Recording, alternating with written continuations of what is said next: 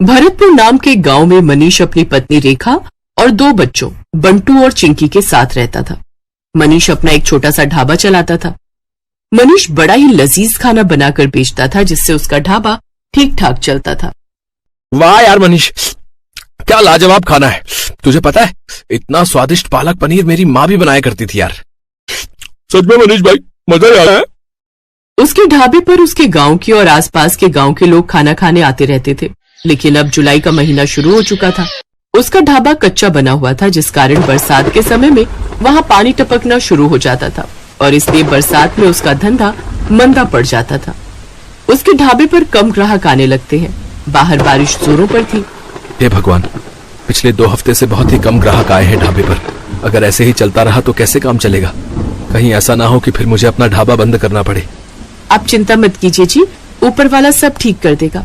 बारिश में लोगों को आने में थोड़ी दिक्कत तो होती ही है, ऊपर से ढाबे में पानी भी टपकता है, शायद इसलिए। अच्छा चलिए, आज मैं भी आपके साथ चलती हूँ ढाबे पर।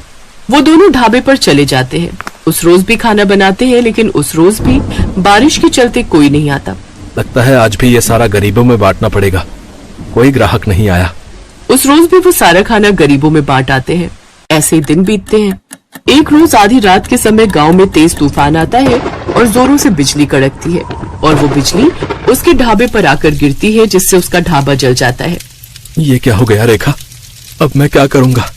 मेरी तो रोजी रोटी ही छिन गई। मेरी भी कुछ समझ में नहीं आ रहा जी, लेकिन आप ज्यादा टेंशन मत लीजिए, नहीं तो आपका बीपी बढ़ जाएगा। दिन पर दिन बारिश बढ़ती जा रही थी और मनीष उसी बारिश में काम ढूंढने निकलता है, लेकिन उसे कहीं भी काम नहीं मिलता। उल्टा सारा दिन बारिश में भीगने के कारण उसे सर्दी लग जाती है। अब जैसे तैसे वो अपने दिन काट रहे थे। फिर एक रोज रेखा का मुंह बोला भाई माधव उनके घर आता है। अरे जीजा जी, इतनी बारिश में रोज रोज काम ढूंढने निकलते हो, बेकार में परेशान होते हो। इससे तो अच्छा ये होगा कि आप मेरे साथ चलो और मेरी दुकान पर काम करो। वैसे भी मेरा आदमी अपने गांव गया हुआ है और मैं आपको महीने के आखिर में तनख्वाह दे दिया करूंगा। क्यों दे दी? ठीक कहा ना मैंने? हाँ, माधव बिल्कुल ठीक कह रहे जी। वैसे भी अपने पास और कोई काम तो है नहीं अब, तब तक यही काम कर लो आप। अच्छा ठीक है माधव, तुम कहते हो तो मैं यही कर लेता हूँ। वैसे भी घर खर्च तो चलाना ही है ना। अब मनीष माधव की दुकान पर काम करने लगता है। वो बिना 1 मिनट भी आराम किए सारा दिन मेहनत करता, अनाज की बोरियों को ट्रकों से उतारता और दुकान के अंदर का सारा काम संभालता। लेकिन जैसे ही महीना पूरा होने को आता है, तभी तनख्वाह देने के नाम पर वो टाल मटोली करने लगता है। तनख्वाह? कैसी तनख्वाह जीजा जी? ये तुम कैसी बातें कर रहे हो माधव? तुम्ही ने तो उस रोज रेखा के सामने कहा था कि महीने के आखिर में तुम मुझे तनख्वाह दोगे। नहीं नहीं, ऐसा कुछ नहीं है। आपको काम की जरूरत थी, मैं जानता हूँ, लेकिन मैं आपको यहाँ पर काम करने नहीं, मदद करने के लिए बुलाता था। और मदद करने के लिए भी कोई पैसे लेता है क्या? ये तुमने मेरे साथ ठीक नहीं किया माधव, मैं तुम्हें देख लूंगा। अरे जाओ जाओ, बड़े आए मुझे सबक सिखाने वाले। मनीष दुखी मन से घर आ जाता है। आ गए आप? आज तो महीने का आखिर है, आज तो आपको तनख्वाह भी मिल गई होगी। तो पापा, फिर तो आप कल ही मेरे स्कूल की फीस भर दीजिए। आपको पता है मेरी टीचर मुझे रोज रोज फीस के लिए टोकती है। ये सुनते ही मनीष की आंखों में आंसू आ जाते हैं। मेरा नसीब न जाने कैसा है रेखा, जो मेरे साथ कुछ भी अच्छा नहीं हो रहा। आप रो क्यों रहे हैं? ठीक से बताइए ना क्या बात है। फिर मनीष उसे सारी बात बताता है। हे राम, वो इतना बड़ा मक्कार निकलेगा मैंने कभी नहीं सोचा था। छी, उसे तो भाई कहते हुए भी शर्म आ रही है मुझे। फिर कुछ दिनों तक जैसे तैसे वो दूसरी जगह नौकरी की तलाश में जाता है। तब जाकर उसे एक बड़ी कोठी में ड्राइवर की नौकरी का काम मिल जाता है, जहां उसे महीने के 10,000 रुपए तनख्वाह के रूप में मिलते हैं। लेकिन उससे वो ड्राइवरी के अलावा अपने घर के काम भी लेते और इसी के सहारे अपना घर खर्च चलाता है। ऐसे ही एक शाम जब मनीष काम से घर लौट रहा होता है, तभी उसकी नजर सड़क किनारे गिरे हुए बच्चे पर जाती है, जो कि लगातार मदद की गुहार लगा रहा था। कोई मेरी मदद करो। ये तो किसी बच्चे की आवाज आ रही है। मनीष जल्दी से उसे पास के डॉक्टर के पास ले जाता है और उसका इलाज करवाता है। एक जमींदार का बेटा होने के बावजूद भी किसी ने मेरी जान नहीं बचाई, क्योंकि शायद कोई भी रोड एक्सीडेंट के लफड़े में नहीं पड़ना चाहता। लेकिन आपने बिना कुछ सोचे समझे मेरी जान बचाई। आपका बहुत बहुत धन्यवाद मनीष काका। अरे इसमें धन्यवाद कैसा? तेरी जगह अगर मेरा बेटा होता तो क्या मैं उसकी जान नहीं बचाता? उधर जैसे ये बात जमींदार को पता चली, वो दौड़ा दौड़ा आया और उसने वीरेन को गले से लगा लिया। तेरा बहुत बहुत शुक्रिया मनीष। अगर आज तू ना होता तो पता नहीं मेरे बेटे का क्या होता। ये ले मनीष, इसे मेरी तरफ से इनाम समझकर रख ले। ये आप क्या कह रहे हैं जमींदार साहब? मुझे इन पैसों की कोई जरूरत नहीं है। रख लो मनीष, तुमने मेरे जान से प्यारे बेटे को बचाया है, तो उसके आगे तो ये सब कुछ भी नहीं है। मनीष जब घर आकर देखता है तो वो पूरे 5 लाख रुपए होते हैं। ये देख वो बहुत खुश होता है। अब वो जल्द ही सड़क किनारे अपनी जमीन पर खुद का पक्का ढाबा खोल लेता है। सड़क किनारे होने से अब उसकी और भी ज्यादा कमाई होने लगती है। अब बरसात में न तो उसके ढाबे की छत टपकती और न ही ग्राहकों की कमी होती, क्योंकि गाड़ियों में घूमने निकले लोग उसके ढाबे पर ही अपनी गाड़ी रोकते और लजीज लजीज खाना खाकर बारिश के मजे लेते। अब मनीष अपनी पत्नी और बच्चों के साथ खुशी खुशी रहता।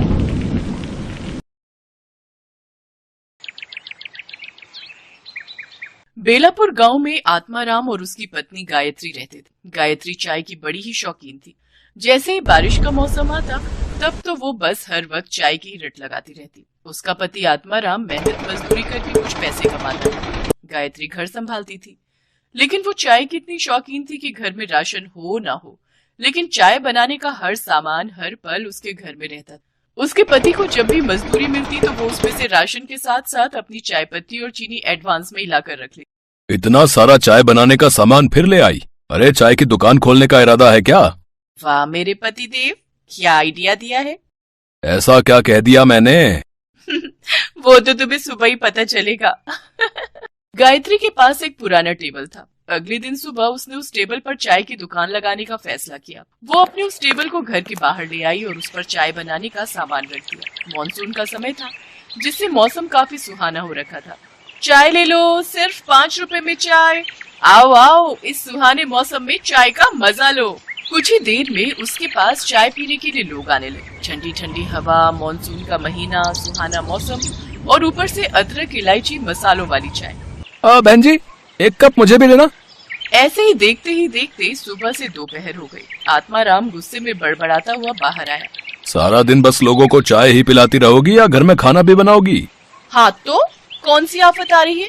दिख नहीं रहा बीवी बिजनेस कर रही है, खुद ही जाकर बना लो खाना। लेकिन मेरी माँ, बनाओ किसमें? चूल्हा तो तुम हथिया कर बैठी हो। अरे हाँ, मैं तो भूल ही गई थी। अच्छा, आज मेरा काम का पहला दिन है, परेशान मत करो। खाना अब सीधा रात को ही खाना, तब तक इस चाय से ही काम चलाओ। लो, एक कप चाय पियो। नहीं पीनी है तुम्हारी चाय। हे भगवान, मैं क्या करूं इस औरत का? काश कि कोई चाय देने वाला पेड़ होता जो सारा दिन बस चाय ही देता रहता। शाम को जब ग्राहक आने बंद हो गए तो गायत्री ने चूल्हा अंदर ले जाकर रख दिया और उसमें खाना बनाने लगी। साथ ही उसने चाय के पतीले में बची हुई थोड़ी सी चाय को अपने घर के आंगन में लगे पेड़ की जड़ों में डाल दिया। सुबह जब गायत्री आंगन में झाड़ू लगा रही थी तो उसकी नजर उस पेड़ पर गई।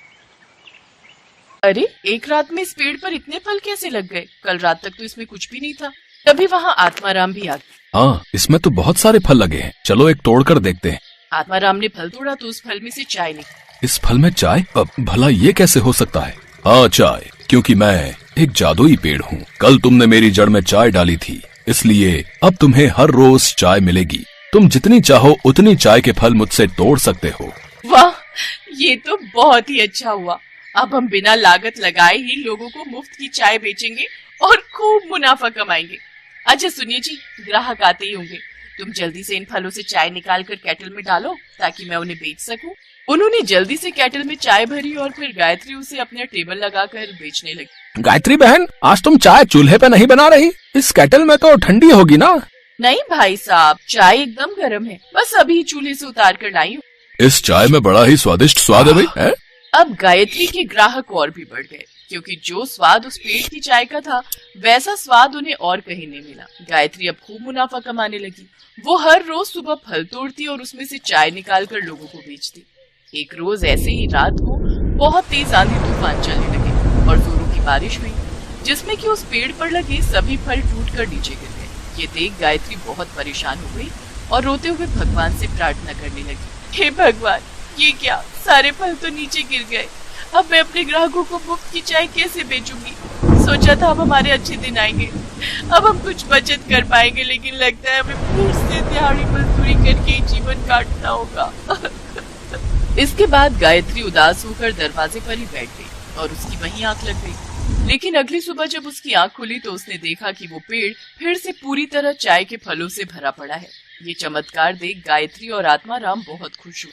फिर बारिश के मौसम में भी गायत्री तिरपाल लगाकर चाय बेचने लगी। अब तो भरी बारिश में भी लोग उनके यहाँ चाय का स्वाद चखने जरूर आते। उन्हें उस पेड़ की चाय की लत जो लग गई थी। आत्माराम ने भी अब मजदूरी छोड़ दी और वो भी अब अपनी पत्नी का हाथ बटाने लगा। उन्हें अब बिना लागत के चाय बेचकर खूब मुनाफा होने लगा और अब उनकी गरीबी के दिन दूर होते गए।